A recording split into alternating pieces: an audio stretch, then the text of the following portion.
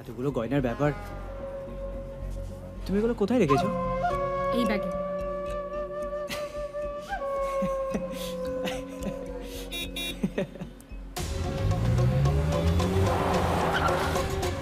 চলো, আমার বন্ধুরা এসে গেছে, চলো চলো। এসো এসে কি হলো, দাঁড়িয়ে গেলে কেন? এরা তোমার বন্ধু? হ্যাঁ, আরে ওরা খুব ভালো। চলো ওঠো ওঠো। কেমন যেন একটা দেখতে। আরে বাবা, ওরা দেখতে ওরকম হলে কি হবে, মন থেকে ওরা খুবই ভালো। এসো এসো, এই ব্যাগটা ধর। না মানে, এসো না প্লিজ। হাতটা